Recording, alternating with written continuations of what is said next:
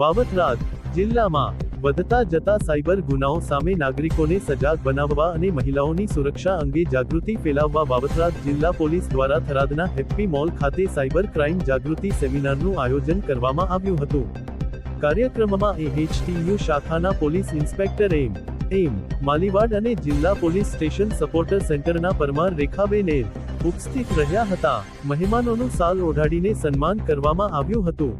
સેમિનારમાં મહિલા સુરક્ષા, મહિલા હેલ્પલાઇન 181, ઇમરજન્સી સેવા 112, સાયબર ક્રાઇમ હેલ્પલાઇન 1930, ઓનલાઈન છેતરપિંડીથી બચવાના ઉપાયો, સોશિયલ મીડિયાનો સુરક્ષિત ઉપયોગ તેમજ બાળ સુરક્ષા જેવા મહત્વપૂર્ણ વિષયો પર માર્ગદર્શન આપવામાં આવ્યું હતું.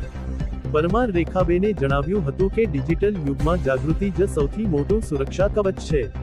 કોઈપણ અજાણી લિંક, OTP અથવા બેંકિંગ માહિતી અજાણ્યા વ્યક્તિ સાથે શેર ન કરવાની અપીલ કરવામાં આવી હતી. પોલીસ ઇન્સ્પેક્ટર એમ માલીવાડે જણાવ્યું હતું કે જિલ્લા પોલીસ દ્વારા સતત આવા જાગૃતિ કાર્યક્રમો યોજી નાગરિકોને કાયદાકીય જ્ઞાન અને સુરક્ષા અંગે માહિતગાર કરવામાં આવી રહ્યા છે.